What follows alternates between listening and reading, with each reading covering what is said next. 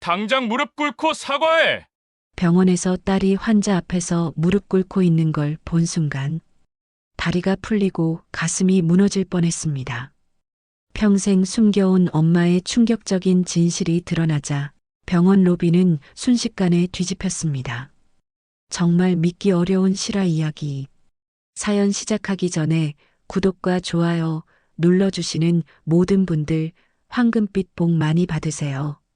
그럼 감사한 마음을 담아 황금빛 천만 사연 시작합니다. 오전 9시 40분, 내과 외래 로비에는 형광등 불빛이 차갑게 내리쬐고 있었습니다. 하얀 벽면에 반사된 빛은 대기실에 앉은 환자들의 얼굴을 더욱 창백하게 만들었죠.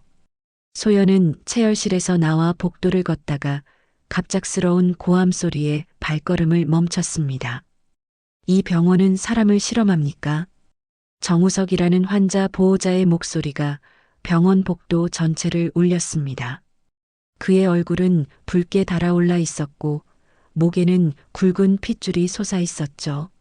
손에 든 서류 뭉치를 흔들며 간호사 스테이션으로 성큼성큼 다가왔습니다. 소연은 본능적으로 어깨를 움츠렸습니다. 또 시작이구나 하는 생각이 머릿속을 스쳤죠. 어제도 오늘도 같은 약인데 왜 아버지가 더 아파하시는 겁니까? 설명 좀 해보세요. 정우석의 손가락이 소연을 향했습니다. 그녀는 떨리는 손으로 차트를 확인하며 최대한 침착하게 대답하려 했습니다. 보호자님, 어르신의 상태가 변할 수 있습니다. 의사 선생님과 상담을. 의사는 매번 바쁘다고만 하잖아요. 당신들이 제대로 관리 안 해서 이런 거 아닙니까? 소연의 입술이 파르르 떨렸습니다. 새벽 5시부터 출근해서 벌써 15명의 환자를 돌본 뒤였죠. 아침도 걸은 채 화장실 한 번 가지 못하고 일했는데 이런 말을 들으니 눈앞이 아득해졌습니다. 하지만 그녀는 고개를 숙이고 기계적으로 사과의 말을 반복했습니다. 죄송합니다. 확인해 보겠습니다. 정말 죄송합니다. 그때 최도연 과장이 나타났습니다. 회색 정장을 빳빳하게 차려입은 그의 표정에는 어떤 감정도 읽을 수 없었죠. 차가운 눈빛으로 상황을 훑어본 뒤 정우석에게 고개를 살짝 숙였습니다. 무슨 일이십니까, 보호자님? 과장님이시죠? 이 간호사가 제대로 일을 안 해서 우리 아버지가 고생하고 계십니다. 최도연은 소연을 돌아보았습니다. 그의 시선이 닿는 순간 소연은 등골이 서늘해지는 것을 느꼈죠. 과장의 입꼬리가 미세하게 올라갔습니다. 그 표정을 본 순간 소연은 무슨 일이 일어날지 직감했습니다. 박 간호사. 낮고 차분한 목소리였지만 그 안에는 날카로운 칼날 같은 차가움이 담겨 있었습니다. 환자 보호자님께 제대로 사과하세요. 소연은 이미 여러 번 고개를 숙였지만 다시 한번 깊이 인사했습니다. 그런데 최도연의 다음 말은 그녀를 얼어붙게 만들었죠. 제대로 사과한다는 게 그 정도입니까? 환자 앞에서 무릎 꿇고 사과하세요. 로비가 순간 정적에 빠졌습니다. 대기 중이던 환자들의 시선이 일제히 그들에게 쏠렸죠. 누군가는 스마트폰을 꺼내 들었고 또 누군가는 수군거리기 시작했습니다. 이번 달만 3번째래.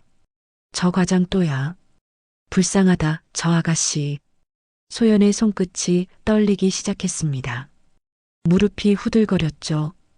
그녀는 최도연을 올려다보았지만 그의 표정은 여전히 무표정했습니다. 아니, 오히려 즐기는 것처럼 보였어요. 권력을 휘두르는 순간의 쾌감이 그의 눈빛에 어렸습니다. 빨리 하세요. 환자분들이 기다리고 계시지 않습니까? 소연은 입술을 깨물었습니다. 피 맛이 입안에 퍼졌죠. 천천히, 아주 천천히 무릎을 구부리기 시작했습니다. 바닥이 가까워질수록 숨이 막혀왔어요. 하얀 타일 바닥에 비친 자신의 모습이 보였습니다. 간호사복은 구겨져 있었고 머리카락은 흐트러져 있었죠. 무릎이 차가운 바닥에 닿는 순간 누군가의 스마트폰 셔터 소리가 들렸습니다. 찰칵, 찰칵. 그 소리가 그녀의 가슴을 후벼 팠어요. 눈물이 차올랐지만 소연은 이를 악물고 참았습니다. 울면 안 된다. 울면 더 비참해진다. 속으로 되뇌었죠. 죄송합니다. 목소리가 갈라졌습니다. 정우석은 팔짱을 끼고 그녀를 내려다보았어요. 만족스러운 표정이었죠. 최도연도 마찬가지였습니다. 두 남자가 무릎 꿇은 여자를 내려다보는 그 장면은 마치 중세시대의 재판정 같았습니다. 동료 간호사들은 고개를 돌렸습니다. 도와주고 싶었지만 자신들도 언제든 저 자리에 있을 수 있다는 것을 알았기 때문이죠.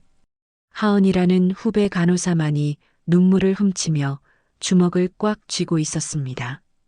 이게 정말 사람을 살리는 일이 맞을까? 소연의 입에서 작은 혼잣말이 새어나왔습니다. 아무도 듣지 못할 만큼 작은 목소리였지만 그 말 속에는 깊은 절망이 담겨 있었죠. 간호학교에서 배운 나이팅게일 선서가 떠올랐습니다. 인간의 생명과 존엄을 지키겠다고 맹세했던 그날이 너무나 아득하게 느껴졌어요. 누군가 영상을 찍고 있었습니다. 스마트폰 화면에는 벌써 해시태그가 달리고 있었죠. 간호사 무릎, 병원 갑질. 소연의 눈동자에 그 화면이 반사되어 보였습니다. 자신의 굴욕이 실시간으로 세상에 퍼져나가고 있다는 사실이 그녀를 더욱 무너뜨렸어요. 일어나지 못한 채 주저앉은 자세로 소연은 울음을 삼켰습니다. 목구멍이 뜨거웠고 가슴이 찢어지는 것 같았죠. 병원 로비의 형광등은 여전히 차갑게 빛나고 있었고 사람들의 발소리는 무심하게 지나갔습니다. 그 순간 소연은 생각했습니다. 엄마에게는 절대 이 일을 말할 수 없다고. 시골에서 자신을 자랑스러워하는 엄마가 이 모습을 본다면 얼마나 가슴 아파할까. 남편을 잃고도 딸이 사람 살리는 일을 한다며 위안을 삼는 엄마에게 이런 현실을 어떻게 말할 수 있을까요? 됐습니다. 일어나세요. 최도연의 차가운 명령이 떨어졌습니다. 소연은 떨리는 다리로 겨우 일어섰죠. 무릎에는 바닥의 차가움이 그대로 남아 있었고 마음에는 지울 수 없는 상처가 새겨졌습니다. 정우석이 코웃음을 치며 돌아섰습니다. 최도연도 아무 일 없었다는 듯 자신의 사무실로 향했죠. 로비는 다시 일상으로 돌아갔지만 소연만이 그 자리에 못 박힌 듯 서 있었습니다. 선배, 괜찮아요? 하은이 다가와 조심스럽게 물었습니다. 소연은 억지로 미소를 지으며 고개를 끄덕였죠. 하지만 그 미소는 너무나 슬펐습니다. 부서진 것을 억지로 붙여놓은 것처럼 위태로웠어요. 화장실로 들어간 소연은 거울을 보았습니다. 눈은 충혈되어 있었고 입술은 피가 맺혀 있었죠. 차가운 물로 얼굴을 씻었지만 마음의 더러움은 씻겨지지 않았습니다. 그녀는 거울 속 자신을 바라보며 속삭였어요. 오늘도 버텼어. 내일도 버틸 거야. 하지만 그 말은 주문처럼 공허했습니다. 언제까지 버틸 수 있을까? 언제까지 이런 굴욕을 견뎌야 할까? 답은 없었죠. 병원 밖으로 나온 소연은 잠시 하늘을 올려다보았습니다. 구름 한 점 없는 맑은 하늘이었지만 그녀의 마음은 먹구름으로 가득했어요. 주차장에서 담배를 피우는 의사들이 웃고 있었고 환자들은 무거운 발걸음으로 병원을 드나들었습니다. 사람을 살리는 곳. 소연은 병원 간판을 올려다보며 씁쓸하게 중얼거렸습니다. 사람 중심의 의료라는 슬로건이 햇빛에 반짝였지만 그것은 마치 조롱처럼 느껴졌죠. 핸드폰이 울렸습니다. 엄마였어요. 소연은 심호흡을 한 뒤 전화를 받았습니다. 엄마, 우리 딸 오늘도 수고했지? 밥은 먹었니? 엄마의 따뜻한 목소리에 눈물이 왈칵 쏟아질 것 같았습니다. 하지만 소연은 있는 힘껏 밝은 목소리를 냈죠. 네, 엄마. 잘 지내고 있어요. 그래, 우리 딸이 최고야. 사람 살리는 천사가 우리 딸이지. 천사라는 말에 소연은 입술을 깨물었습니다. 무릎 꿇은 천사가 어디 있을까요? 하지만 그녀는 엄마를 안심시키기 위해 거짓말을 이어갔습니다. 엄마도 건강 조심하세요. 혼자 무리하지 마시고요. 걱정 마라. 나는 튼튼해. 너만 잘 있으면 돼. 전화를 끊은 뒤 소연은 한참을 그 자리에 서 있었습니다. 발걸음이 떨어지지 않았어요. 내일 또 이곳에 와야 한다는 생각만으로도 숨이 막혔죠. 저 멀리 응급실 사이렌 소리가 들렸습니다. 또 누군가의 생명이 위태로운 순간이었죠. 소연은 간호사복에 주름을 펴며 천천히 병원으로 다시 들어갔습니다. 그녀에게는 선택의 여지가 없었어요. 생활비를 벌어야 했고 엄마를 실망시킬 수 없었으니까요. 그날 저녁 소연은 일기장에 한 줄을 적었습니다. 오늘도 무릎으로 하루를 마무리했다. 그리고 엄마는 그 사실을 몰랐다. 새벽 5시 경기도 양평의 작은 시골집에서 경자의 하루가 시작되었습니다. 창문 밖으로 들려오는 참새 소리와 함께 그녀는 천천히 눈을 떴죠. 옆자리는 2년 전부터 비어 있었지만 여전히 남편의 베개는 그대로 놓여 있었습니다. 경자는 손으로 그 베개를 쓰다듬으며 작게 인사했어요. 여보, 오늘도 좋은 하루 보내요. 침대에서 일어난 경자는 낡은 가운을 걸치고 부엌으로 향했습니다. 싱크대 위 창문으로 보이는 산등성이에는 옅은 안개가 걸려 있었죠. 그녀는 물을 끓이며 라디오를 켰습니다. 잔잔한 클래식 음악이 흘러나왔어요. 마당으로 나간 경자는 장독대 앞에 쪼그려 앉았습니다. 항아리 뚜껑에 맺힌 이슬을 정성스레 닦아냈죠. 된장 항아리를 열자 구수한 냄새가 코끝을 자극했습니다. 숟가락으로 된장을 한번 뒤적이며 그녀는 만족스러운 미소를 지었어요. 오래된장은 참 잘 익었네. 부엌으로 돌아온 경자는 아침 준비를 시작했습니다. 된장찌개를 끓이고 나물을 무치고 계란을 부쳤죠. 혼자 먹기엔 많은 양이었지만 그녀는 늘 2사람분을 차렸습니다. 남편의 사진이 있는 제사상 앞에도 밥 한 그릇을 올려놓았어요. 여보, 우리 소연이 요즘도 열심히 일하고 있어요. 자랑스럽지? 사진 속 남편은 온화한 미소를 짓고 있었습니다. 생전의 소방관이었던 그는 사고 현장에서 사람을 구하다 목숨을 잃었죠. 경자는 그런 남편을 자랑스러워했고 딸 소연이 간호사가 된 것도 아버지의 영향이라고 믿었습니다. 라디오에서 뉴스가 흘러나오기 시작했습니다. 앵커의 차분한 목소리가 들렸죠. 어제 서울의 한 대형 병원에서 간호사가 환자 앞에서 무릎을 꿇는 일이 발생해 논란이 되고 있습니다. 병원 측은 경자는 미간을 찌푸리며 채널을 돌렸습니다. 다시 음악이 흘러나왔어요. 그녀는 고개를 저으며 혼잣말을 했죠. 세상에 요즘은 별일이 다 있네. 우리 소연이는 그런 병원이 아니어서 다행이야. 식사를 마친 경자는 집 안 청소를 시작했습니다. 거실 벽에는 소연의 사진들이 가득했죠. 간호학교 졸업식 사진, 병원 입사 첫날 사진, 나이팅게일 선서를 하는 사진. 경자는 먼지를 닦으며 사진 하나하나를 바라보았습니다. 딸의 환한 미소가 그녀의 마음을 따뜻하게 만들었어요. 우리 딸 정말 대견해. 청소를 끝낸 경자는 시장 바구니를 들고 집을 나섰습니다. 마을 입구까지는 10분 정도 걸었죠. 길가에 핀 코스모스가 바람에 흔들렸고 논에서는 벼가 황금빛으로 익어가고 있었습니다. 시장에 도착한 경자는 먼저 반찬 가게로 향했습니다. 주인 아주머니가 반갑게 인사했어요. 경자 씨, 오늘도 일찍 나왔네? 네, 딸한테 보낼 반찬 좀 사려고요. 따님이 병원에서 일한다면서요? 요즘 잘 지내시나? 경자의 얼굴에 자부심이 가득했습니다. 그럼요, 의사들보다 더 바쁘대요. 환자들이 우리 딸만 찾는다니까요. 옆에서 듣고 있던 다른 손님이 끼어들었습니다.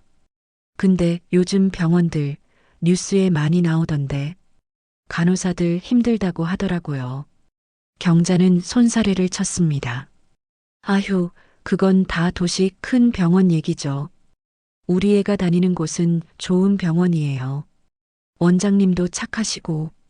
사실 경자는 딸이 일하는 병원이 어떤 곳인지 정확히 알지 못했습니다.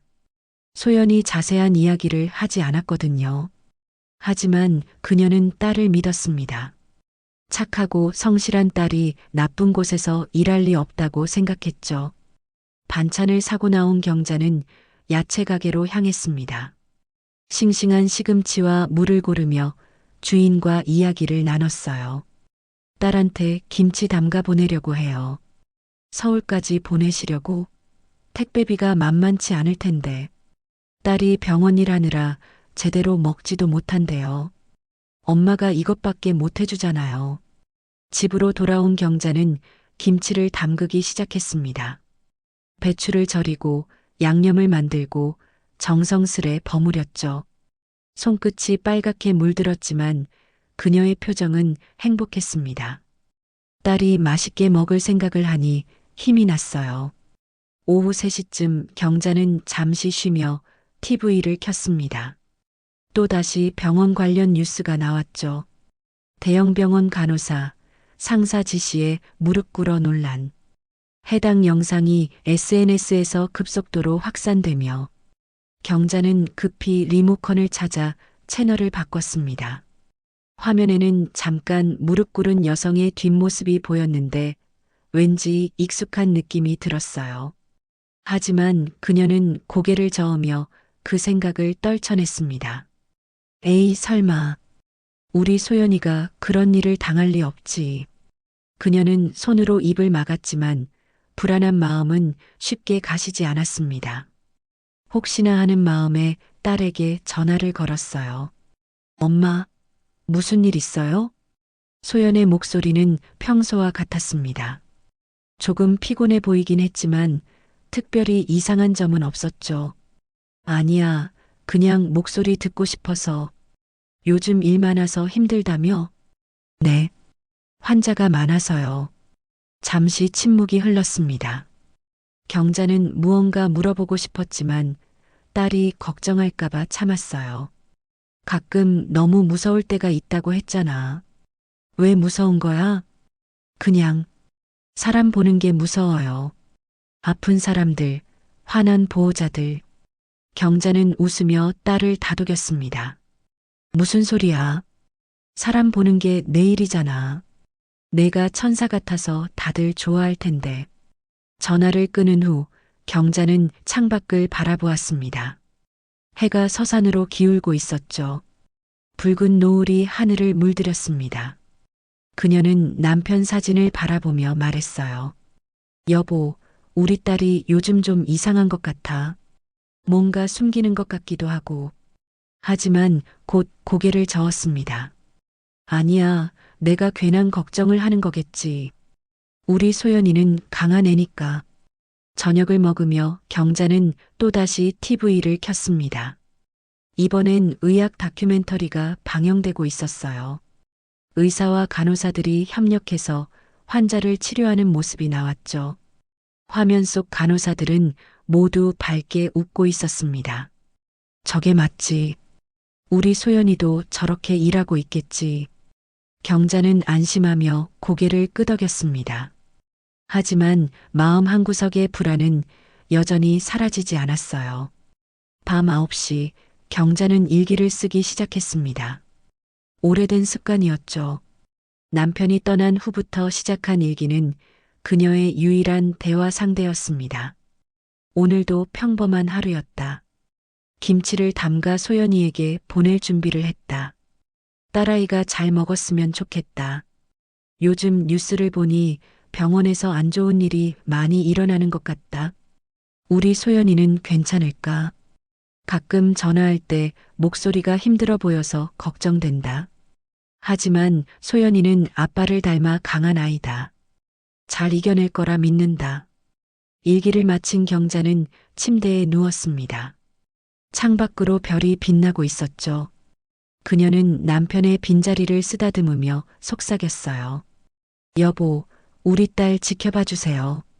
힘들 때 아빠가 옆에 있다는 걸 느끼게 해주세요. 잠이 들기 전 경자는 내일 병원에 가봐야겠다고 생각했습니다.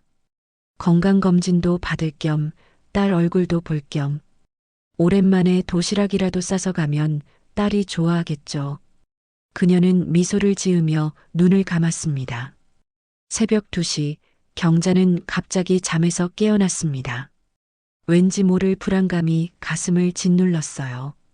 꿈을 꾼 것 같기도 했는데 기억이 나지 않았습니다. 그녀는 물을 마시러 부엌으로 나갔죠. 달빛이 창문으로 들어와 부엌을 희미하게 비추고 있었습니다. 경자는 물을 마시며 딸의 사진을 바라보았어요. 간호사복을 입고 환하게 웃는 딸. 그 미소가 왠지 슬퍼 보였습니다. 소연아, 정말 괜찮은 거니? 그녀는 작게 중얼거렸습니다. 답은 돌아오지 않았죠. 고요한 밤 시계 소리만이 규칙적으로 울렸습니다. 다시 잠자리에 든 경자는 뒤척이며 잠을 청했습니다. 내일은 꼭 딸을 만나야겠다는 생각이 머릿속을 떠나지 않았어요. 무언가 확인하고 싶었습니다. 딸이 정말 괜찮은지, 행복한지. 창밖에서 개 짖는 소리가 들렸습니다. 멀리서 기차 소리도 들렸죠. 평화로운 시골 마을의 밤이었지만 경자의 마음은 평화롭지 않았습니다. 모르는 진실이 그녀를 불안하게 만들고 있었어요. 믿음은 늘 불안과 함께 있었다. 경자는 그것을 아직 깨닫지 못했습니다.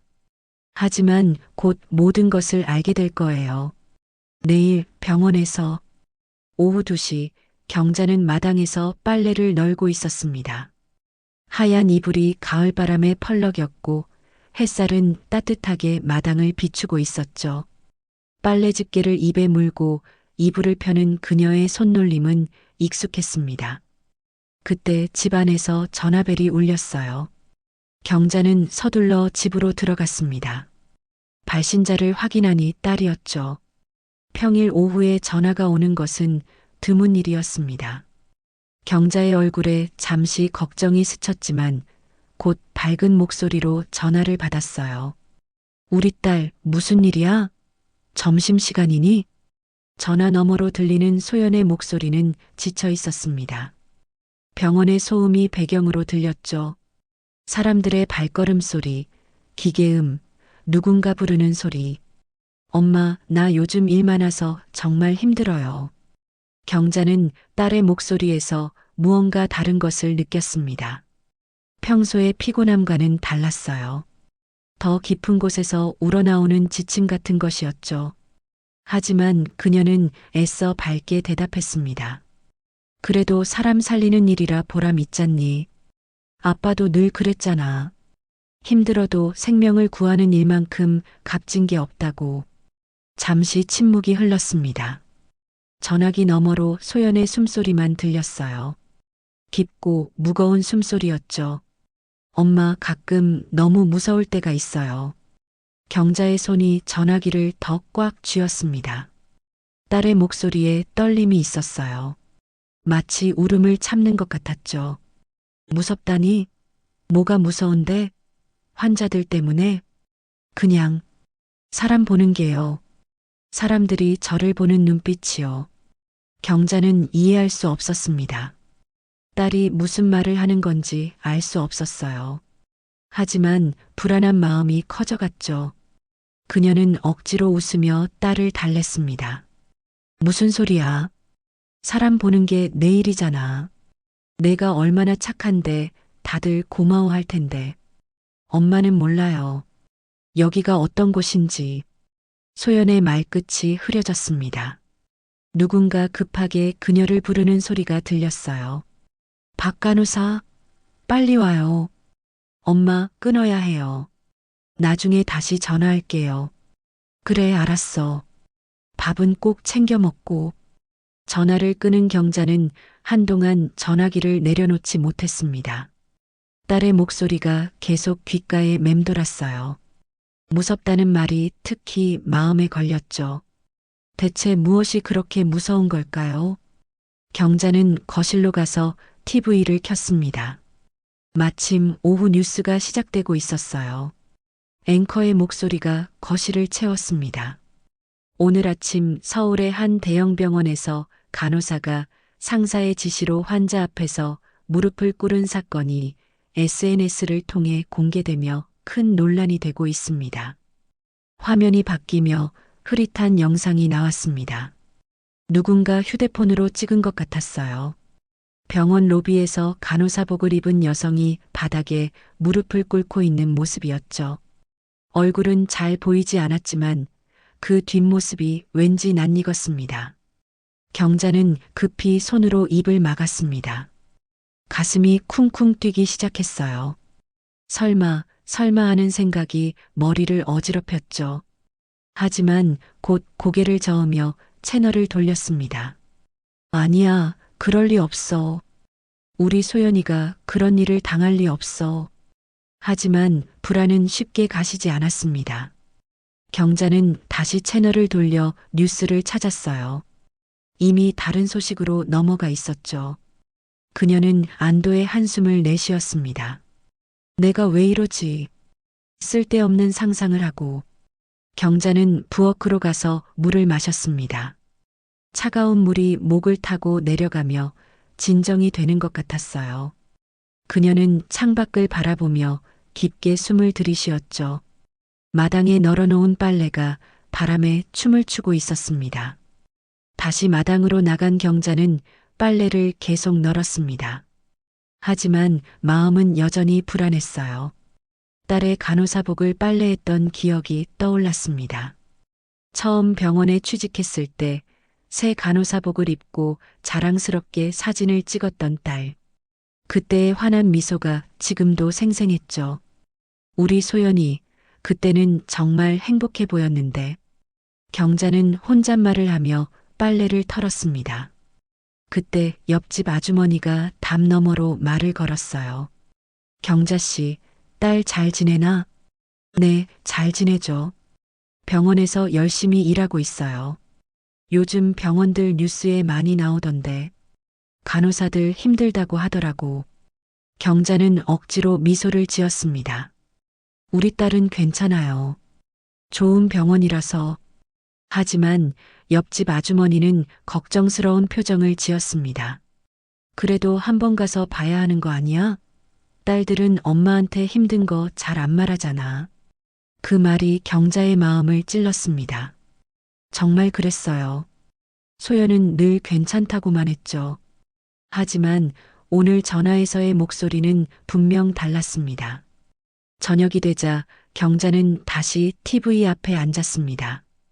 이번에는 시사 프로그램이 방영되고 있었어요. 병원의 위계 문화와 간호사들의 인권 문제를 다루는 내용이었죠. 최근 의료계의 갑질 문화가 사회 문제로 대두되고 있습니다. 특히 간호사들이 겪는 인격 모독과 부당한 대우는. 경자는 화면을 뚫어지게 바라보았습니다. 인터뷰에 나온 간호사들은 얼굴을 모자이크 처리한 채 자신들의 경험을 털어놓았어요. 상사가 환자 앞에서 무릎 꿇으라고 했어요. 거부하면 더 큰 불이익이 있을까봐. 매일 욕설을 들어요. 인간 이하의 취급을 받죠. 경자의 눈에 눈물이 맺혔습니다. 혹시 딸도 저런 일을 겪고 있는 건 아닐까? 그 생각만으로도 가슴이 미어졌어요. 밤 9시 경자는 다시 딸에게 전화를 걸었습니다. 신호음이 길게 이어졌어요. 한참 만에 딸이 전화를 받았죠. 엄마, 이제야 집에 왔어요. 밥은 먹었니? 컵라면 먹었어요. 경자의 마음이 아팠습니다. 딸이 제대로 된 식사도 못하고 있다니. 소연아, 정말 괜찮은 거니? 병원에서 힘든 일 없어? 잠시 침묵이 흘렀습니다. 소연의 숨소리만 들렸어요. 엄마, 괜찮아요. 그냥 좀 피곤할 뿐이에요. 정말이야? 뉴스 보니까 요즘 병원에서 엄마, 제발 뉴스 같은 거 보지 마세요. 다 남의 일이에요. 소연의 목소리가 날카로워졌습니다. 뭔가를 숨기려는 것 같았어요. 경자는 더 묻고 싶었지만 참았습니다. 알았어. 엄마가 김치 담가서 보낼게. 잘 먹어야 힘이 나지. 고마워요, 엄마. 전화를 끊은 경자는 남편의 사진을 바라보았습니다. 여보, 우리 딸이 뭔가 숨기고 있는 것 같아요. 어떻게 해야 할까요? 사진 속 남편은 여전히 온화한 미소를 짓고 있을 뿐이었습니다. 경자는 한숨을 쉬며 일어났어요. 그날 밤 경자는 결심했습니다. 내일 아침 일찍 병원으로 가기로. 건강검진도 받을 겸 딸도 만날 겸. 무엇보다 딸이 일하는 곳이 어떤 곳인지 직접 확인하고 싶었어요. 침대에 누운 경자는 딸을 위해 기도했습니다. 하나님, 우리 소연이를 지켜주세요. 힘든 일이 있다면 이겨낼 수 있게 도와주세요. 창밖에서 부엉이 울음소리가 들렸습니다. 깊은 밤 시골 마을은 고요했지만 경자의 마음은 요동쳤어요. 내일 병원에서 무엇을 보게 될까? 딸은 정말 괜찮은 걸까? 새벽 3시 경자는 다시 잠에서 깼습니다. 악몽을 꾼 것 같았지만 내용은 기억나지 않았어요. 다만 딸이 울고 있는 모습이 어렴풋이 떠올랐죠. 부엌으로 나가 물을 마신 경자는 도시락 준비를 시작했습니다. 딸이 좋아하는 반찬들을 하나씩 꺼냈어요. 계란말이, 잡채, 김치, 장조림. 정성스레 도시락을 쌌죠. 우리 딸, 이거라도 먹고 힘내야지. 동이 트기 시작했습니다. 경자는 일찍 준비를 마치고 버스 정류장으로 향했어요. 첫 버스를 타고 서울로 가는 길, 그녀의 마음은 복잡했습니다. 딸을 만나는 기쁨과 불안이 뒤섞여 있었죠. 믿음은 늘 불안과 함께 있었다. 경자는 그것을 이제 조금씩 깨닫고 있었습니다. 사랑하는 딸을 믿고 싶지만 동시에 무언가 잘못되었을지도 모른다는 불안. 그 두 감정 사이에서 그녀는 흔들리고 있었어요. 버스가 도시로 접어들자 풍경이 바뀌었습니다. 높은 빌딩들, 바쁘게 움직이는 사람들, 복잡한 도로. 그 속 어딘가에서 딸이 일하고 있을 거라는 생각에 경자의 가슴이 두근거렸습니다. 소연아, 엄마가 간다. 무슨 일이 있는지 직접 확인할게. 경자는 도시락 가방을 꼭 안고 창밖을 바라보았습니다. 병원이 가까워질수록 불안감도 커져갔어요. 하지만 그녀는 용기를 냈습니다. 딸을 위해서라면 무엇이든 할 수 있었으니까요. 새벽 4시 30분, 경자는 갑작스러운 어지럼증에 잠에서 깨어났습니다. 천장이 빙글빙글 도는 것 같았고 식은땀이 등을 타고 흘렀어요. 그녀는 침대 모서리를 잡고 겨우 몸을 일으켰지만 다시 주저앉고 말았습니다. 이게 뭐지? 경자는 가슴을 짚으며 숨을 고르려 했습니다. 심장이 불규칙하게 뛰었어요. 쿵, 쿵쿵, 쿵. 마치 박자를 잃은 북소리 같았죠. 그녀는 천천히 일어나 부엌으로 갔습니다. 물을 마시려 했지만 손이 떨려 컵을 제대로 잡을 수가 없었어요. 해가 뜨자 경자는 보건소로 향했습니다. 걸음걸이가 평소와 달리 불안정했죠. 지팡이를 짚은 것도 아닌데 자꾸 비틀거렸어요. 마을 사람들이 걱정스럽게 쳐다보았지만 그녀는 억지로 미소를 지으며 괜찮다고 손을 저었습니다. 보건소에 도착한 경자는 간호사에게 증상을 설명했습니다. 젊은 간호사는 혈압을 재고 맥박을 확인한 뒤 미간을 찌푸렸어요. 어르신, 심전도에 이상이 있으신 것 같아요. 큰 병원에 가서 정밀 검사를 받으셔야 할 것 같습니다. 큰 병원이요? 경자의 눈이 반짝였습니다. 이것은 운명인가 하는 생각이 들었어요. 딸을 만나러 가야겠다고 생각하던 차에 이런 일이 생기다니. 네, 서울에 큰 병원 많잖아요. 빨리 가보시는 게 좋을 것 같아요. 경자는 고개를 끄덕였습니다. 그리고 속으로 생각했죠. 큰 병원이라면 우리 소연이가 있는 데로 가면 되겠네. 집으로 돌아온 경자는 짐을 챙기기 시작했습니다. 옷 몇 벌과 세면도구를 작은 가방에 넣었어요. 그리고 무엇보다 중요한 것, 딸을 위한 도시락과 반찬통들을 커다란 보온 가방에 담았습니다. 김치, 장조림, 멸치볶음, 나물 반찬들. 딸이 좋아하는 것들로 가득 채웠죠. 버스 정류장으로 가는 길, 경자는 잠시 멈춰서서 집을 돌아보았습니다. 작은 시골집이 아침 햇살에 빛나고 있었어요. 남편과 함께 살았던 집, 딸을 키웠던 집. 왠지 이번 여행이 많은 것을 바꿀 것 같은 예감이 들었습니다. 버스 정류장에서 경자는 다른 아주머니들과 마주쳤습니다. 모두 시장에 가는 길이었죠. 경자 씨, 어디 가시나 봐요? 서울에 딸 보러 가요. 좋겠네요. 딸이 병원에서 일한다고 했죠? 옆에 있던 또 다른 아주머니가 끼어들었습니다. 그거 봤어요? 어제 뉴스에 나왔는데 서울 어느 병원에서 간호사가 무릎 꿇었다는 거. 그 과장이 또래. 이름이 뭐더라? 최모식이. 경자의 얼굴이 굳어졌습니다. 가슴이 또다시 불규칙하게 뛰기 시작했어요. 그녀는 떨리는 목소리로 물었죠. 어느 병원이라고요?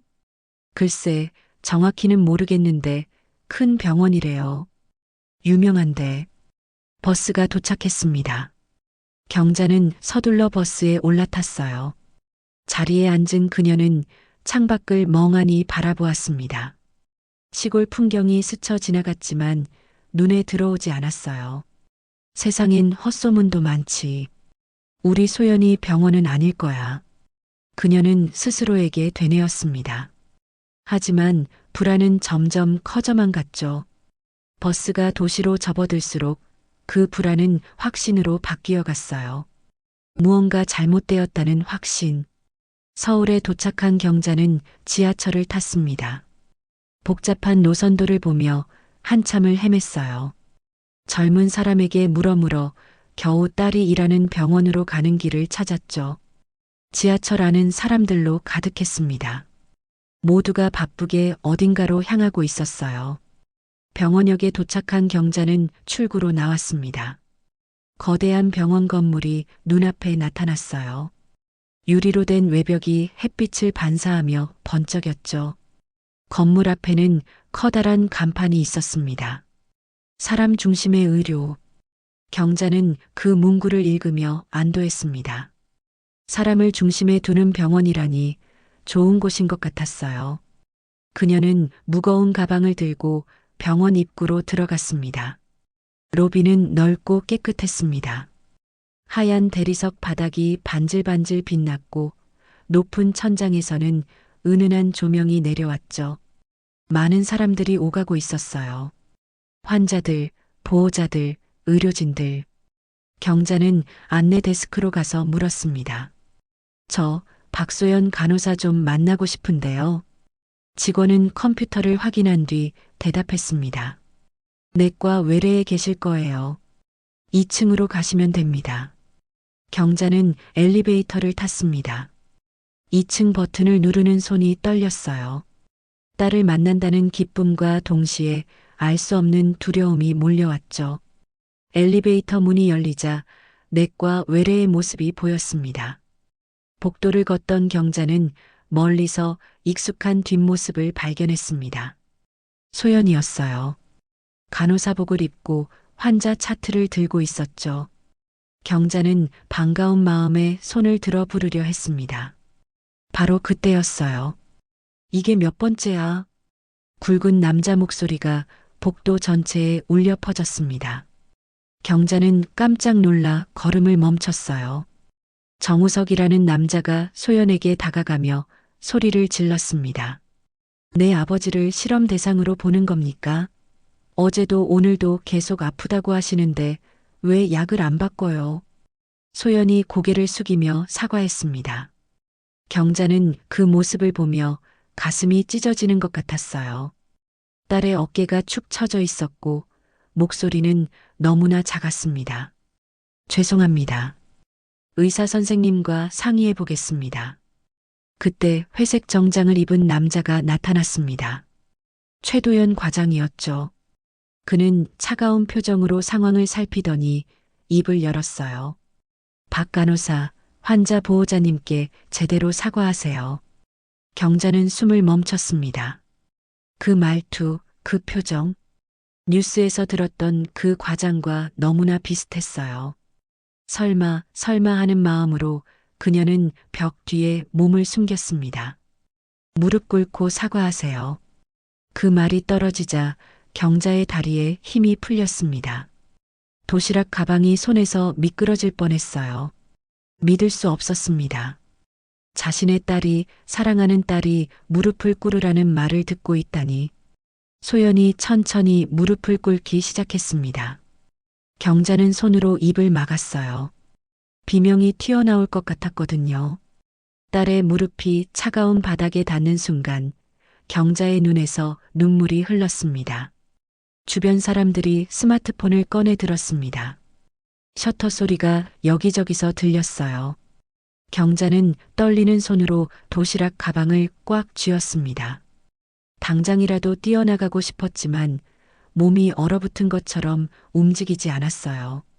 그래도 얼굴이나 보고 와야겠다.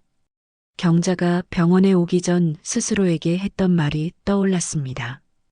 이제 그녀는 봤습니다. 딸의 얼굴이 아닌 딸의 진실을, 딸이 감추려 했던 현실을. 소연이 일어났습니다. 최도영과 정우석은 만족스러운 표정으로 돌아섰어요. 사람들은 다시 일상으로 돌아갔죠. 마치 아무 일도 없었다는 듯이. 하지만 경자에게는 모든 것이 달라졌습니다. 그녀는 벽에 기대어 숨을 고르려 했습니다. 심장이 미친 듯이 뛰었어요. 어지럼증이 다시 찾아왔죠. 하지만 이번엔 신체적인 것이 아니었습니다. 딸이 겪는 고통을 목격한 충격 때문이었어요. 경자는 도시락 가방을 내려다보았습니다. 딸을 위해 정성스레 준비한 반찬들. 그것들이 이제는 너무나 초라해 보였어요.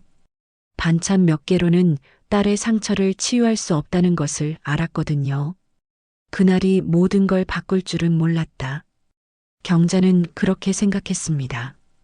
단순히 딸을 만나러 온 것뿐이었는데 이제 그녀는 싸워야 할 이유를 발견했어요. 딸의 존엄을 위해, 인간의 존엄을 위해. 그녀는 천천히 몸을 일으켰습니다. 떨리는 다리를 붙잡고 한 걸음 앞으로 나아갔어요. 이제 더 이상 숨어 있을 수 없었습니다. 엄마로서, 한 인간으로서 행동해야 할 때였죠. 보안 요원들이 경자와 소연을 둘러싸고 있었습니다. 키가 큰 두 명의 경비원이 팔짱을 낀 채 위압적으로 서 있었죠. 로비의 공기는 팽팽하게 긴장되어 있었고 주변 사람들은 숨죽여 지켜보고 있었습니다. 경자는 딸의 손을 더 꽉 잡았어요. 손바닥에서 느껴지는 딸의 떨림이 그녀의 분노를 더욱 증폭시켰습니다. 최도연 과장이 코웃음을 치며 말했습니다. 어머니, 병원에는 규칙이라는 게 있습니다. 감정적으로 나오시면 곤란합니다. 경자는 그를 똑바로 쳐다보았습니다. 예순이 넘은 나이였지만 그녀의 눈빛은 젊은 사자처럼 날카로웠어요. 규칙이요? 그래요. 저도 규칙을 압니다. 인간의 규칙 말입니다. 사람을 사람답게 대하는 규칙이요. 그녀가 한 발짝 앞으로 나섰습니다. 보안 요원들이 긴장했지만 경자는 아랑곳하지 않았어요. 오히려 목소리를 높였습니다. 내 남편은 소방관이었습니다. 불길 속에서 사람을 구하다 목숨을 잃었어요. 그 사람은 자신의 목숨보다 남의 목숨을 먼저 생각했습니다. 로비가 조용해졌습니다. 모든 시선이 경자에게 집중되었죠. 그녀의 목소리에는 깊은 슬픔과 자부심이 동시에 묻어났어요. 그런 아버지를 보고 자란 딸이 간호사가 되었습니다. 사람을 살리고 싶다고, 아픈 사람을 돌보고 싶다고 했어요. 그런데 여기서는 뭘 가르칩니까? 무릎 꿇는 법을 가르칩니까? 정우석이 여전히 불만스러운 표정으로 끼어들었습니다. 그래도 실수는 실수입니다. 내 아버지가 고통받고 있는데. 경자가 그를 향해 돌아섰습니다. 그녀의 표정이 갑자기 부드러워졌어요. 하지만 그 부드러움 속에는 더 깊은 힘이 숨어 있었죠. 아버님이 아프신가요? 그럼 더욱 간호사를 아껴야죠. 아버님을 돌보는 사람이 무릎 꿇고 모욕당하면 그 상처받은 마음으로 어떻게 환자를 제대로 돌볼 수 있겠습니까? 정우석의 얼굴이 붉어졌습니다. 무언가 반박하려 했지만 말이 나오지 않았어요. 경자의 논리가 너무나 명확했거든요. 병원장이 다시 나섰습니다. 그는 위압적인 목소리로 말했죠. 여사님, 이제 그만하시죠. 병원 운영에 방해가 됩니다. 방해라. 경자가 쓴웃음을 지었습니다. 그녀는 로비를 둘러보았어요. 대기실에 앉아 있는 환자들, 멀리서 지켜보는 의료진들, 모두가 이 상황을 주시하고 있었죠. 제가 방해하는 게 아니라 당신들이 의료의 본질을 방해하고 있는 겁니다. 그녀의 목소리가 로비 전체에 울려 퍼졌습니다.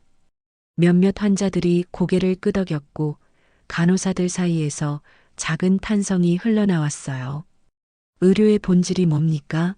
생명을 살리고 아픔을 치유하는 거 아닙니까? 그런데 여기서는 돈과 권력만 중요한가요? 부원장 한미정이 차가운 표정으로 다가왔습니다. 그녀는 명품 구두 소리를 내며 걸었고 턱을 치켜들고 있었어요. 병원도 기업입니다. 질서가 있어야 운영이 되죠. 간호사가 실수하면 책임을 져야 합니다. 경자가 그녀를 마주 보았습니다. 두 여성의 시선이 공중에서 부딪혔어요. 한쪽은 권력의 오만함이, 다른 한쪽은 모성의 분노가 담겨 있었죠. 책임이요? 그럼 당신들의 책임은 뭡니까? 직원을 인간 이하로 취급하는 책임은 누가 집니까? 한미정의 얼굴이 굳어졌습니다. 그녀는 입술을 깨물며 말했어요. 지금 병원 경영진을 모욕하시는 겁니까? 모욕이 아니라 진실을 말하는 겁니다. 경자가 도시락 가방을 바닥에 내려놓았습니다.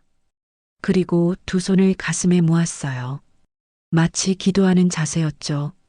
저는 시골에서 온 무식한 할머니입니다. 하지만 한 가지는 압니다. 사람 위에 사람 없고 사람 밑에 사람 없다는 걸요. 그녀가 천천히 무릎을 꿇기 시작했습니다. 소연이 놀라서 엄마를 붙잡으려 했어요. 엄마 안 돼. 엄마는 꿇으면 안 돼. 하지만 경자는 딸의 손을 부드럽게 뿌리쳤습니다. 그리고 완전히 무릎을 꿇었어요. 로비가 술렁였습니다. 아무도 예상하지 못한 행동이었죠. 경자가 무릎 꿇은 채로 말했습니다. 이렇게 무릎 꿇는 게 그렇게 쉬운 일입니까? 이게 사람에게 시킬 일입니까? 그녀의 눈에서 눈물이 흘렀습니다. 하지만 목소리는 여전히 강했어요. 내 딸이 매일 이런 굴욕을 당했다는 걸 이제야 알았습니다. 엄마로서 미안합니다. 몰랐다는 게 죄입니다. 소연이 울음을 터뜨렸습니다. 엄마 옆에 쓰러지듯 앉으며 흐느꼈어요. 엄마, 제발. 일어나요. 엄마가 왜 이래요? 경자가 딸의 얼굴을 쓰다듬었습니다. 그 손길은 너무나 따뜻했어요. 내가 대신 꿇을게. 내가 받은 모욕, 엄마가 대신 받을게. 그때 누군가 박수를 치기 시작했습니다. 대기실에 있던 한 노인이었어요. 그는 지팡이를 짚고 일어서며 말했죠. 저 어머니 말이 맞습니다. 병원이 이래서야 되겠습니까? 또 다른 환자가 일어났습니다. 젊은 여성이었어요. 저도 봤어요. 간호사들이 얼마나 고생하는지. 이건 너무합니다. 박수 소리가 점점 커졌습니다. 하나둘 사람들이 일어나기 시작했어요. 심지어 몇몇 의료진도 몰래 박수를 쳤죠. 최도연의 얼굴이 붉게 달아올랐습니다. 그는 주먹을 쥐며 소리쳤어요. 다들 뭐 하는 겁니까? 병원 질서를 어지럽히면 퇴원 조치합니다. 하지만 박수는 멈추지 않았습니다. 오히려 더 커졌어요. 경자는 천천히 일어났습니다. 무릎에 먼지를 털며 말했죠. 보셨습니까? 사람들은 알고 있습니다. 뭐가 옳고 그른지를. 병원장이 당황한 표정으로 주변을 둘러보았습니다. 상황이 통제 불능이 되어가고 있었어요. 그는 급히 보안팀장에게 신호를 보냈죠. 이 사람들 내보내요. 당장. 보안 요원들이 경자와 소연에게 다가갔습니다. 하지만 그때 뜻밖의 일이 일어났어요. 다른 간호사들이 하나둘 모여들기 시작한 거죠. 하은이 앞으로 나섰습니다. 그녀는 떨리는 목소리로 말했어요.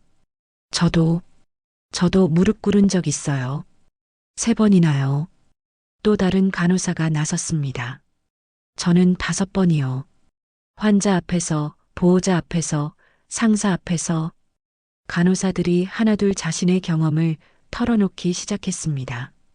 그들의 목소리는 작았지만 모여서 큰 울림을 만들었어요. 경자는 그들을 바라보며 말했습니다. 이게 병원의 현실입니까? 생명을 살리는 천사들이 이렇게 짓밟혀야 합니까? 정우석도 이제는 불편한 표정을 지었습니다. 그는 머리를 극적이며 뒤로 물러섰어요. 자신이 일으킨 파장이 너무 커진 것 같았거든요. 경자가 병원장을 향해 돌아섰습니다. 그녀의 눈빛은 결연했어요. 병원장님, 저는 제안합니다. 이 병원의 문화를 바꾸십시오. 직원을 존중하는 병원이 환자도 제대로 돌볼 수 있습니다. 병원장은 대답하지 못했습니다. 그저 당황한 표정으로 주변을 둘러볼 뿐이었어요. 경자는 딸의 손을 잡고 일어섰습니다. 그리고 큰 목소리로 선언했어요. 오늘부터 저는 이 병원을 지켜볼 겁니다. 내 딸이 그리고 여기 있는 모든 의료진이 인간답게 일할 수 있을 때까지요. 로비에 다시 박수가 터졌습니다. 이번에는 더 크고 우렁찼어요. 경자는 딸을 안고 있었고 소연은 엄마의 품에서 울고 있었습니다. 하지만 그 눈물은 더 이상 절망의 눈물이 아니었어요. 희망의 눈물이었죠. 그날 한 어머니의 분노가 병원의 공기를 바꾸기 시작했다. 작은 불꽃이 큰 불길이 되듯 경자의 용기는 많은 이들의 가슴에 불을 지폈습니다. 이제 진짜 싸움이 시작된 거였어요. 박수 소리가 잦아들자 병원장의 얼굴이 차갑게 굳어졌습니다. 그는 넥타이를 고쳐 매며 위험을 되찾으려 했어요.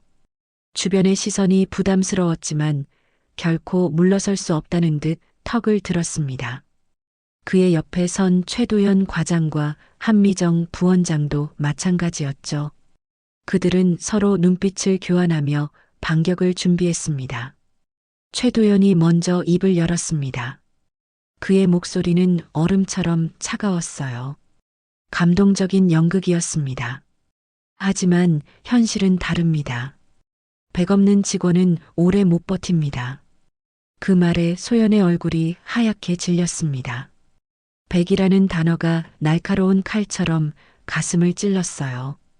경자는 딸의 떨리는 어깨를 감싸 안았지만 최도연의 공격은 계속되었습니다. 박 간호사, 당신 인사 기록 알고 있습니까? 지각 3번, 실수 5번. 이미 경고장이 나갈 상황이었어요. 소연이 고개를 들어 항변하려 했습니다. 그건 과장님이 일부러 어려운 일만 시켜서. 일부러요? 최도연이 비웃었습니다. 그는 주머니에서 서류 뭉치를 꺼내 흔들었어요. 증거가 있습니까? 기록상으로는 당신이 무능한 간호사일 뿐입니다. 한미정 부원장이 거들었습니다. 그녀는 팔짱을 끼고 오만한 표정을 지었죠. 환자 앞에서 이런 소란이라니 정직 처리해야겠네요. 아, 그리고 어머니. 한미정이 경자를 향해 돌아섰습니다. 그녀의 눈빛에는 경멸이 가득했어요. 병원 업무 방해로 고소할 수도 있습니다. 시골에서 오셨다고 해서 도시의 법을 모르시는 건 아니겠죠? 경자의 주먹이 떨렸습니다. 하지만 그녀는 침착함을 유지하려 애썼어요. 딸을 위해서라도 감정을 다스려야 했거든요. 정우석도 다시 목소리를 높였습니다. 아까의 동요는 사라지고 다시 오만한 표정으로 돌아왔어요. 돈 냈으면 그 정도 대우는 받아야죠. 우리 아버지 VIP 병실 환자입니다. 한 달에 1,000만 원씩 내는데 간호사 하나 제대로 교육 못 시킵니까? 그는 경자를 노려보며 말을 이었습니다. 시골 할머니가 뭘 안다고 이런 데 와서 설교입니까? 돈이 어떻게 움직이는지도 모르면서. 경자의 얼굴이 붉어졌습니다. 모욕이 가슴을 후벼 팠어요. 하지만 그녀는 깊게 숨을 들이쉬고 대답했습니다. 돈이 사람을 무릎 꿇리는 면허증입니까? 당연하죠. 정우석이 코웃음을 쳤습니다. 세상이 그렇게 돌아가는 거 모르십니까? 돈 있는 사람이 대우받는 거죠. 병원장이 고개를 끄덕이며 거들었습니다. 맞습니다. 병원도 사업입니다. 수익이 있어야 운영이 되고 VIP 고객이 있어야 일반 환자도 치료할 수 있죠. 그는 경자를 내려다보며 차갑게 말했어요. 감성파리로는 병원이 돌아가지 않습니다. 현실을 보세요. 그때 보안팀장이 무전기를 들고 다가왔습니다. 건장한 체구의 중년 남자였어요. 병원장님, 경찰을 부를까요? 업무방해로 신고하면. 최도연이 고개를 끄덕였습니다. 그게 좋겠네요. 시골 할머니도 법의 무서움을 알아야죠. 소연이 엄마 앞을 가로막으며 울먹였습니다. 제발, 제발 그만하세요. 제가 잘못했어요. 제가 사과할게요. 하지만 한미정이 차갑게 말했습니다. 늦었어요. 이미 병원 이미지에 타격을 입었습니다. 박 간호사는 오늘부로 정직입니다. 간호사들 사이에서 작은 비명이 터져 나왔습니다. 하은이 눈물을 흘리며 앞으로 나섰어요. 부장님, 제발. 소연 선배는 잘못한 게 없어요. 항상 환자를 위해 최선을 다했는데. 닥치세요. 최도연이 버럭 소리를 질렀습니다. 그의 목소리가 로비에 울려 퍼졌어요. 당신도 같이 정직되고 싶습니까? 가뜩이나 간호사가 부족한데 쓸데없는 동정심은 사치입니다. 병원장이 손목시계를 확인하며 말했습니다. 이제 그만 정리합시다. 보안팀, 이 사람들 내보내요. 보안요원 넷이 경자와 소연을 둘러쌌습니다.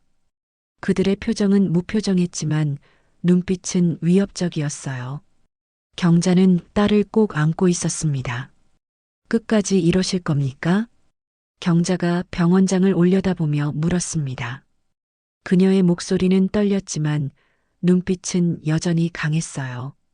우리 딸이, 아니 여기 있는 모든 간호사가 사람답게 일할 권리가 없습니까? 병원장이 코웃음을 쳤습니다. 권리요? 월급 받으면 그게 권리입니다. 더 이상의 사치는 바라지 마세요. 최도연이 덧붙였습니다. 그리고 박 간호사, 다른 병원 취업도 힘들 겁니다. 이 업계가 얼마나 좁은지 아시죠?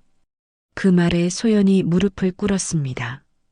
절망이 그녀를 짓눌렀어요. 제발, 제발 용서해 주세요. 엄마는 보내주시고 저만 벌 받을게요. 경자가 딸을 일으켜 세우려 했지만 소연은 움직이지 않았습니다. 그녀는 바닥에 이마를 대고 울고 있었어요. 정우석이 만족스러운 표정을 지었습니다. 이제야 제대로 사과하는군요. 처음부터 이렇게 했으면 일이 커지지도 않았을 텐데. 한미정이 차가운 미소를 지으며 말했습니다. 보세요, 결국 현실입니다. 힘없는 사람은 고개를 숙일 수밖에 없어요. 그때 경자가 갑자기 웃기 시작했습니다. 처음에는 작은 웃음이었지만 점점 커졌어요. 모두가 당황한 표정으로 그녀를 바라보았죠. 왜 웃으시는 겁니까? 병원장이 불안한 표정으로 물었습니다. 경자는 웃음을 멈추고 말했어요. 불쌍해서요. 당신들이 너무 불쌍해서. 뭐라고요? 돈과 권력만 아는 당신들이 불쌍합니다. 사람의 가치를 모르는 당신들이 불쌍해요. 경자가 딸을 일으켜 세웠습니다. 그리고 도시락 가방을 들었어요. 아니요. 끝까지 봅시다. 이 병원이 정말 어떤 곳인지. 최도연이 조롱하듯 말했습니다. 시골 할머니가 뭘 할 수 있다고 그러십니까? 경자는 그를 똑바로 쳐다보았습니다. 그녀의 눈빛이 갑자기 날카로워졌어요. 곧 알게 될 겁니다. 시골 할머니가 뭘 할 수 있는지. 병원장이 짜증스러운 표정으로 손을 휘저었습니다. 됐습니다. 보안팀 당장 내보내요. 보안 요원들이 경자의 팔을 잡으려 했습니다. 그런데 그때 누군가 큰 목소리로 외쳤어요. 잠깐만요. 모두가 돌아보았습니다. 복도 끝에서 누군가 급하게 걸어오고 있었어요. 정장을 입은 중년 남자였는데 얼굴이 상기되어 있었죠. 병원장의 표정이 묘하게 변했습니다. 불안감이 스쳐 지나갔어요. 김 이사님, 왜 여기에? 김 이사라 불린 남자가 헐떡이며 다가왔습니다. 그는 경자를 보고 깜짝 놀란 표정을 지었어요. 김경자 여사님, 정말 여사님이십니까? 경자가 고개를 갸웃거렸습니다. 낯익은 얼굴이었지만 정확히 기억이 나지 않았어요. 저를 아시나요? 그럼요. 20주년 행사 때 뵀잖습니까? 고 박정호 박사님의 부인이시잖습니까? 그 순간 로비의 공기가 얼어붙었습니다. 병원장의 얼굴이 하얗게 질렸고 최도연과 한미정은 입을 벌린 채 멍하니 서 있었어요. 정우석도 당황한 표정으로 뒤로 물러났죠. 박정호 박사님의. 병원장이 더듬거리며 말했습니다. 그의 이마에 식은땀이 맺혔어요. 이 병원 창립자의 부인이시라고요? 경자는 담담하게 고개를 끄덕였습니다. 그리고 조용히 말했어요. 네. 제 남편이 이 병원을 세웠습니다. 사람을 살리기 위해서요. 그녀가 병원 로비를 둘러보았습니다. 시선이 멈춘 곳은 벽에 걸린 남편의 초상화였어요. 그런데 지금은 사람을 꿀리는 병원이 되었군요. 정적이 흘렀습니다. 아무도 감히 입을 열지 못했어요. 권력의 무게가 순식간에 역전된 순간이었죠. 그날 병원은 더 이상 조용하지 않았다. 진실이 밝혀지는 순간 모든 것이 바뀌기 시작했습니다.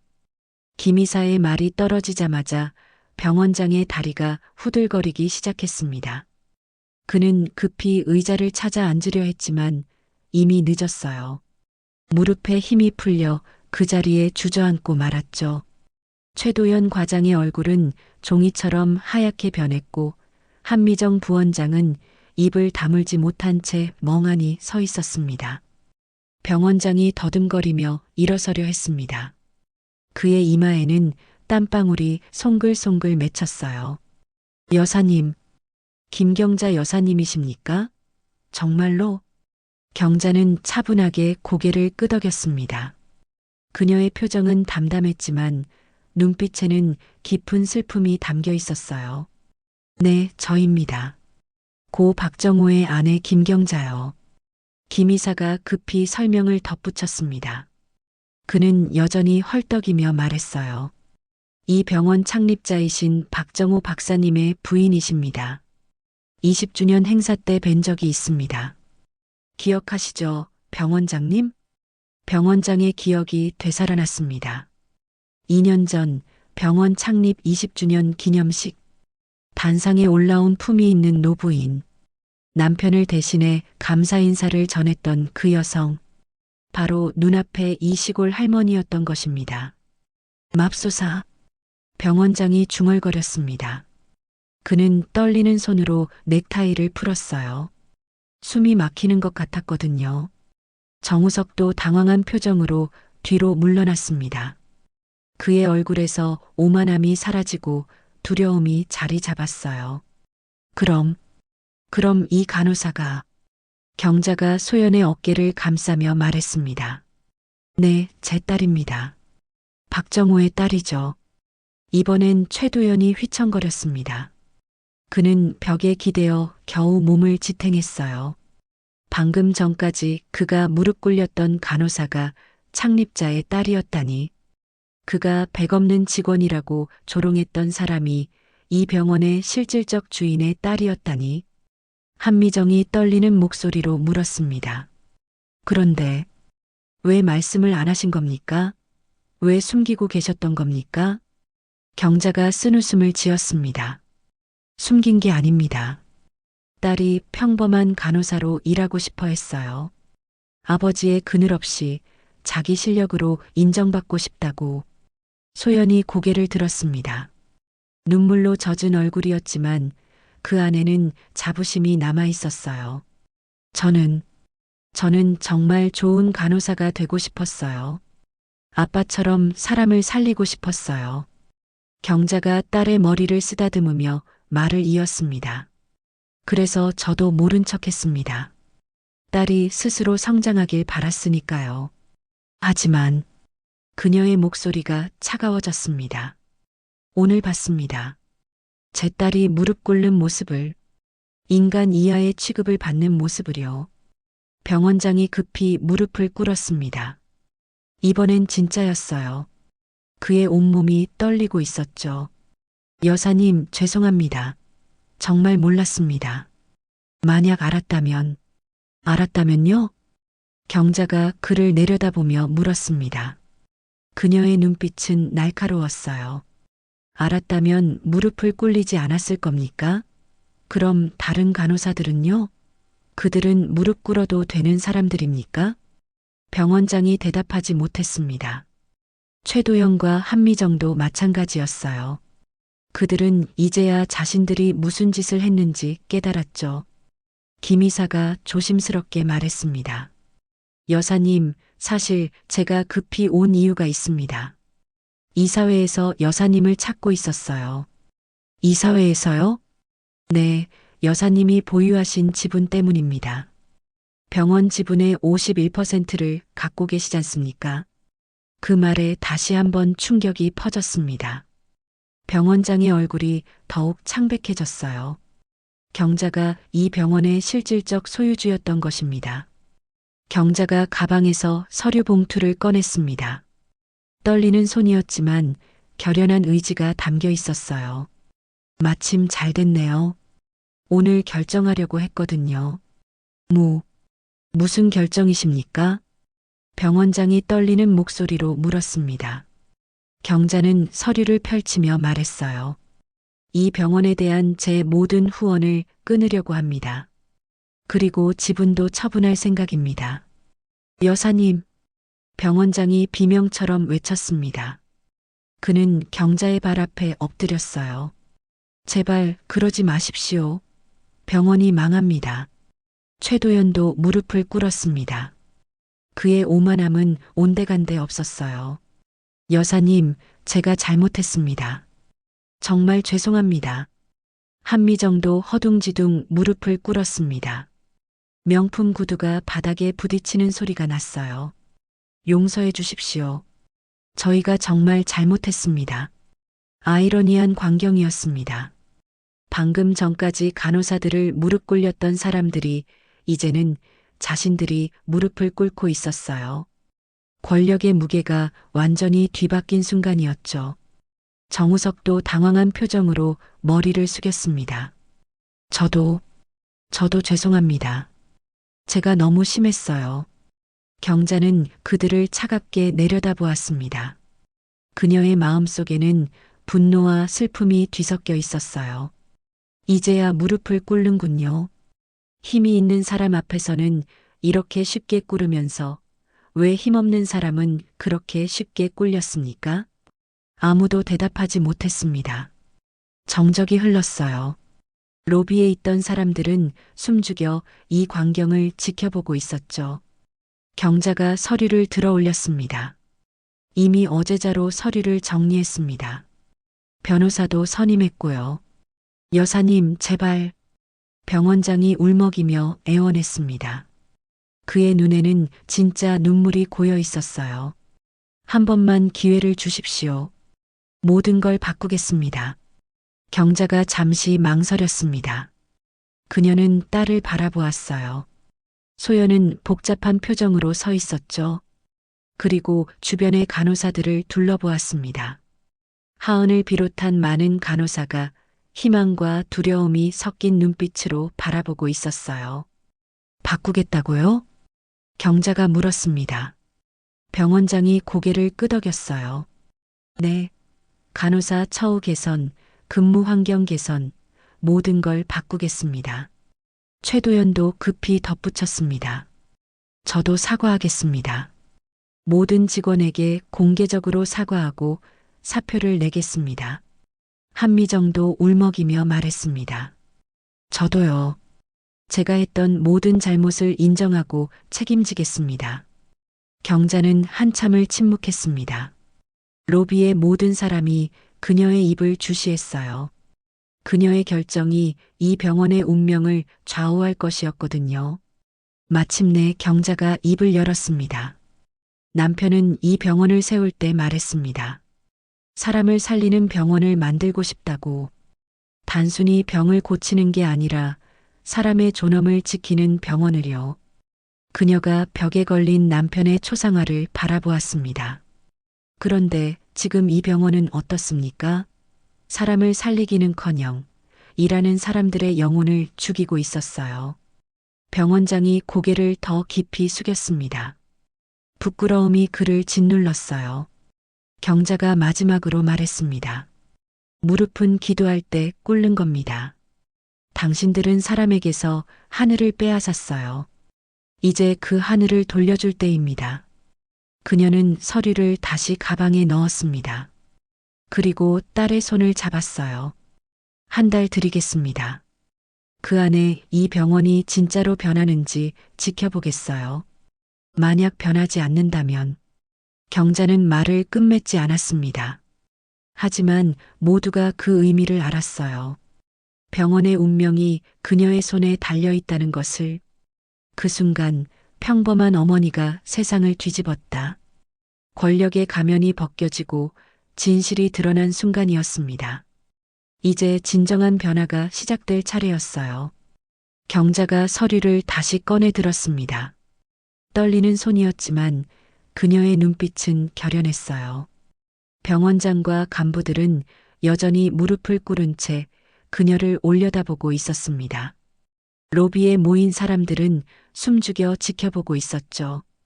이 순간이 병원의 미래를 결정할 것임을 모두가 알고 있었습니다. 경자는 천천히 서류를 펼쳤습니다. 그것은 지분 양도 계약서와 후원 중단 통지서였어요. 이미 변호사의 검토까지 마친 완벽한 서류였죠.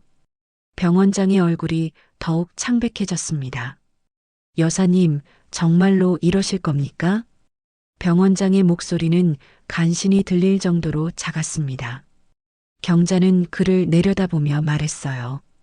제가 이 서류를 준비한 건 어제가 아닙니다. 한 달 전부터였어요. 모두가 놀란 표정을 지었습니다. 경자가 말을 이었죠. 딸이 전화할 때마다 지친 목소리를 들었습니다. 무서워하는 목소리를 들었어요. 하지만 자세한 이유는 말하지 않았죠. 그래서 직접 확인하러 온 겁니다. 그녀가 딸을 바라보았습니다. 소연의 눈에는 또다시 눈물이 고였어요. 그리고 오늘 봤습니다. 내 딸이 무릎 꿇는 모습을, 인간의 존엄을 빼앗긴 모습을요. 경자가 서류를 높이 들어 올렸습니다. 형광등 불빛이 하얀 종이를 비추었어요. 오늘부로 이 병원에 대한 제 모든 후원을 끊겠습니다. 안 됩니다. 병원장이 비명처럼 외쳤습니다. 그는 경자의 발 앞으로 더 가까이 기어왔어요. 여사님의 후원이 끊기면 병원 운영이 불가능합니다. 수백 명의 직원이 일자리를 잃습니다. 경자는 차갑게 말했습니다. 그들을 생각했어야죠. 직원들을 무릎 꿇리기 전에. 최도연이 울먹이며 말했습니다. 정말 죄송합니다. 제가 모든 책임을 지겠습니다. 당장 사표를 내겠습니다. 한미정도 눈물을 흘리며 애원했습니다. 저도 물러나겠습니다. 모든 잘못을 인정합니다. 하지만 경자는 고개를 저었습니다. 당신들만의 문제가 아닙니다. 이 병원의 문화 자체가 썩었어요. 위에서부터 아래까지 모두가 권력 앞에 무릎 꿇는 것을 당연하게 여기고 있었죠. 그녀가 로비를 둘러보았습니다. 간호사들, 의사들, 직원들이 모두 그녀를 바라보고 있었어요. 이 병원에서 일하는 모든 분들께 묻고 싶습니다. 정말 이대로 괜찮습니까? 계속 이렇게 살아가실 겁니까? 잠시 침묵이 흘렀습니다. 그러다 하은이 용기를 내어 앞으로 나섰어요. 아닙니다. 더 이상은 못 참겠습니다. 또 다른 간호사가 나섰습니다. 저도요. 우리도 사람입니다. 존중받을 권리가 있어요. 하나둘 의료진들이 목소리를 내기 시작했습니다. 작은 목소리들이 모여 큰 울림을 만들었어요. 경자가 고개를 끄덕이며 말했습니다. 바로 그겁니다. 당신들이 스스로 일어서야 합니다. 제가 도울 수는 있지만 진정한 변화는 당신들이 만들어야 해요. 그녀가 다시 병원장을 바라보았습니다. 한 달이라고 했지만 조건이 있습니다. 무슨 조건이십니까? 첫째, 모든 직원에 대한 인격 모독 행위를 즉시 중단할 것. 둘째, 직원 고충 처리 위원회를 만들 것. 셋째, 간호사들의 처우를 개선할 것. 병원장이 고개를 끄덕였습니다. 네, 모두 하겠습니다. 아직 끝나지 않았습니다. 경자의 목소리가 더욱 단호해졌습니다. 넷째, 최도연 과장과 한미정 부원장은 전 직원 앞에서 공개 사과할 것. 다섯째, 앞으로 무릎 꿇는 일이 단 한 번이라도 발생하면 즉시 모든 지원을 끊을 것. 최도연과 한미정이 고개를 숙였습니다. 굴욕적이었지만 선택의 여지가 없었어요. 마지막으로 경자가 딸의 손을 잡으며 말했습니다. 내 딸 박소연을 수간호사로 승진시킬 것. 모두가 놀란 표정을 지었습니다. 소연도 깜짝 놀라 엄마를 바라보았어요. 엄마, 그건 내가 원하든 원하지 않든 이제 내가 나서야 해. 다른 간호사들을 위해서라도. 경자가 딸의 얼굴을 두 손으로 감싸며 말했습니다. 아빠가 살아계셨다면 분명 그렇게 하라고 했을 거야. 사람을 지키는 일, 그게 우리 가족의 사명이잖니. 소연의 눈에서 눈물이 흘렀습니다. 하지만 이번에는 다른 눈물이었어요. 결의와 희망이 담긴 눈물이었죠. 알겠어요, 엄마. 해볼게요. 경자가 미소를 지었습니다. 그리고 병원장에게 돌아서며 말했어요. 이 모든 조건을 문서화하십시오. 오늘 중으로. 김 이사가 급히 나섰습니다. 제가 준비하겠습니다. 법무팀과 함께 완벽한 계약서를 만들겠습니다. 경자는 서류를 다시 가방에 넣었습니다. 그리고 큰 소리로 선언했어요. 오늘부터 이 병원은 달라질 겁니다. 진짜 사람을 위한 병원이 될 겁니다. 그렇지 않다면 그녀가 병원장을 내려다보았습니다. 이 병원의 간판을 내리게 될 겁니다. 병원장이 떨리는 목소리로 답했습니다. 약속드립니다. 반드시 변하겠습니다. 경자는 마지막으로 로비에 모인 모든 사람을 바라보며 말했습니다. 무릎은 기도할 때 꿇는 겁니다. 사람 앞에서가 아니라 하늘 앞에서만요. 당신들은 모두 하늘을 품은 소중한 사람들입니다. 그걸 잊지 마세요. 박수가 터져 나왔습니다. 처음에는 한두 명이었지만 곧 로비 전체가 박수 소리로 가득 찼어요. 간호사들은 울며 박수를 쳤고 환자들도 감동한 표정으로 박수를 쳤습니다. 정우석도 고개를 숙이며 박수를 쳤습니다. 그는 이제야 자신의 잘못을 진심으로 뉘우치는 것 같았어요. 죄송합니다. 정말 죄송합니다. 그가 소연에게 다가가 깊이 인사했습니다. 제가 잘못 생각했습니다. 용서해 주세요. 소연은 담담하게 고개를 끄덕였습니다. 용서는 쉽지 않겠지만 새로운 시작을 위해서는 필요한 일이었어요. 경자는 딸과 함께 천천히 병원 밖으로 걸어 나갔습니다. 햇빛이 그들을 환하게 비추었어요.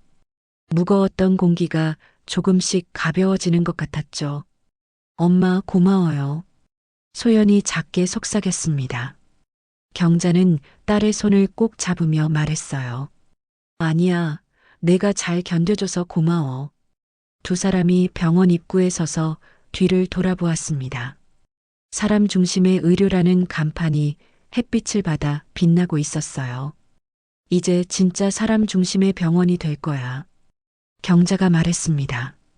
소연도 고개를 끄덕였어요. 네, 엄마. 저도 최선을 다할게요. 그들이 병원을 떠나려는 순간 로비에서 다시 박수 소리가 들렸습니다.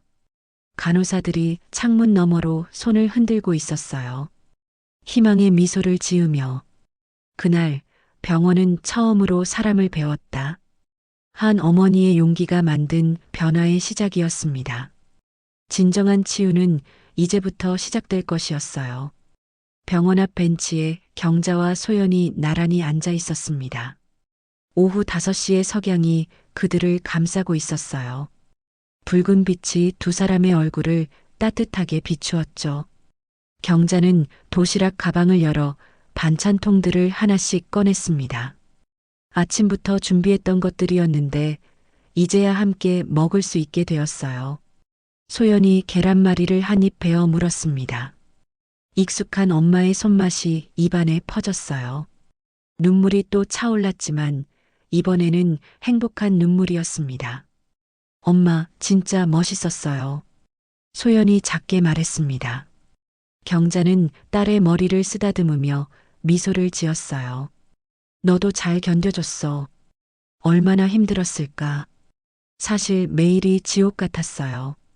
아침에 눈 뜨는 게 무서웠어요. 소연의 목소리가 떨렸습니다. 그동안 숨겨왔던 고통이 조금씩 밖으로 나오고 있었어요. 왜 말 안 했니? 엄마한테라도 말했으면. 엄마 실망시키고 싶지 않았어요. 아빠처럼 되고 싶었는데 너무 나약한 것 같아서. 경자가 딸의 손을 꼭 잡았습니다. 주름진 손이었지만 그 온기는 누구보다 따뜻했어요. 사람이 무릎을 꿇을 땐 오직 하늘 앞에서만 꿇는 거야. 내가 견딘 건 나약한 게 아니라 강한 거였어. 두 사람은 잠시 침묵 속에서 도시락을 먹었습니다. 병원 앞을 오가는 사람들이 보였어요. 퇴근하는 직원들, 귀가하는 환자들. 모두가 저마다의 삶을 살아가고 있었죠. 그때 하은이 다가왔습니다. 그녀의 얼굴에는 밝은 미소가 있었어요.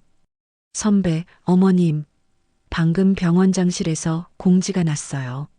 내일부터 직원 인권 교육을 실시한대요. 소연이 놀란 표정을 지었습니다. 벌써요? 네.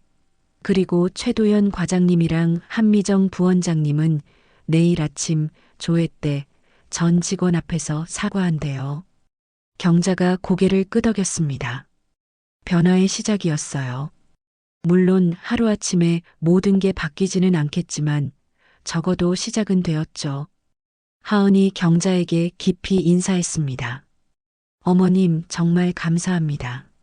저희를 위해 나서주셔서 아니에요. 당신들이 용기를 냈잖아요. 그게 더 대단한 거예요. 하은이 떠난 뒤 경자와 소연은 다시 벤치에 앉았습니다. 병원 간판이 석양빛을 받아 반짝이고 있었어요. 사람을 살리는 병원이라는 글자가 이제는 다르게 보였습니다. 엄마, 수간호사라니. 제가 할 수 있을까요? 소연이 불안한 표정으로 물었습니다. 경자는 딸의 어깨를 감싸며 말했어요. 할 수 있어. 아빠의 딸이잖아. 그리고 이제는 혼자가 아니야. 동료들이 있고 엄마도 있어. 소연이 고개를 끄덕였습니다. 두려움도 있었지만 동시에 희망도 있었어요. 이제는 정말로 변화를 만들 수 있을지도 모른다는 희망. 경자가 가방에서 작은 봉투를 꺼냈습니다. 낡은 사진이 들어 있었어요. 젊은 시절의 박정호가 병원 기공식에서 찍은 사진이었죠. 아빠가 이 병원을 세울 때 했던 말이 있어. 생명을 살리는 것도 중요하지만 생명을 다루는 사람들의 마음을 지키는 것도 중요하다고. 소연이 사진을 받아들었습니다. 아버지의 온화한 미소가 보였어요. 아빠도 자랑스러워 하실까요? 당연하지. 내가 옳은 일을 하고 있잖아. 두 사람이 일어섰습니다. 해가 거의 지고 있었어요. 붉은 노을이 하늘을 물들이고 있었죠. 경자와 소연은 나란히 병원을 등지고 걸었습니다. 엄마, 오늘 집에 같이 가요. 오랜만에 엄마 집에서 자고 싶어요. 그래, 가자. 된장찌개 끓여줄게. 그들이 걸어가는 동안 병원에서는 변화가 시작되고 있었습니다. 간호사들이 모여 대화를 나누고 있었고 의사들도 그들의 이야기에 귀를 기울이고 있었어요. 병원장은 직원들과의 간담회를 준비하고 있었고 최도현과 한미정은 사과문을 작성하고 있었죠. 정우석도 병원을 떠나기 전 간호사 스테이션에 들러 진심 어린 사과를 전했습니다. 그는 이제 다르게 생각하게 되었어요. 돈이 모든 것을 해결해 주지는 않는다는 것을, 사람의 존엄이 무엇보다 중요하다는 것을 깨달았죠. 버스 정류장에 도착한 경자와 소연은 시골로 가는 버스를 기다렸습니다. 도시의 불빛들이 하나둘 켜지기 시작했어요. 엄마, 내일부터 열심히 해볼게요. 다른 간호사들을 위해서라도. 무리하지 마. 천천히 해도 돼. 버스가 도착했습니다. 두 사람이 버스에 올라타자 운전기사가 반갑게 인사했어요. 어머니, 오랜만이네요. 딸이랑 같이 오셨네? 네, 오늘은 같이 가요. 버스가 출발했습니다. 창밖으로 병원이 멀어져 갔어요. 하지만 그곳에는 희망이 남아 있었죠. 내일은 오늘보다 나은 하루가 될 거라는 희망. 경자는 딸의 어깨에 기댄 채 눈을 감았습니다. 오늘은 정말 긴 하루였어요. 하지만 의미 있는 하루였죠. 한 어머니의 용기가 만든 작은 변화가 언젠가는 큰 물결이 될 거라는 것을 그녀는 알고 있었습니다. 소연도 엄마의 손을 잡고 창밖을 바라보았습니다. 어둠 속에서도 별이 빛나고 있었어요. 그 별빛처럼 어둠 속에서도 희망은 있다는 것을 그녀는 이제 알았습니다. 버스가 시골로 향하는 동안 라디오에서 뉴스가 흘러나왔습니다. 오늘 한 대형 병원에서 직원 인권 개선을 위한 혁신적인 조치를 발표했습니다. 병원 측은 앞으로 직원들의 인격을 존중하는 문화를 만들어가겠다고. 경자가 작게 미소를 지었습니다. 시작은 미약하지만 끝은 창대하리라. 남편이 늘 하던 말이었죠. 집에 도착한 두 사람은 마당에서 잠시 멈춰 섰습니다. 장독대가 달빛을 받아 은은하게 빛나고 있었어요. 경자는 남편의 사진이 있는 방을 바라보며 속삭였습니다. 여보, 오늘 우리 딸이 당신을 닮아가는 걸 봤어요. 자랑스럽죠? 소연도 아버지의 방을 향해 인사했습니다. 아빠, 이제 제대로 해볼게요. 사람을 살리는 일, 사람을 지키는 일. 두 사람이 집으로 들어갔습니다. 따뜻한 온기가 그들을 맞이했어요. 부엌에서는 된장 냄새가 났고 방에서는 이불 냄새가 났죠. 평범한 일상이었지만 오늘따라 더욱 소중하게 느껴졌습니다. 굴욕으로 시작한 하루가 존엄으로 끝났다. 그리고 그 존엄은 한 어머니의 용기에서 비롯되었다. 창밖에서 별이 빛나고 있었습니다. 내일은 새로운 하루가 될 것이었어요. 더 나은 하루, 더 인간다운 하루가. 지금까지 한 가족의 드라마 같은 이야기를 들어주셔서 감사합니다. 이 가족에게 하고 싶은 이야기가 있거나 응원을 해주고 싶다면 댓글 달아주세요. 그럼 오늘도 건강한 하루 되세요. 황금빛 천만 인생이었습니다.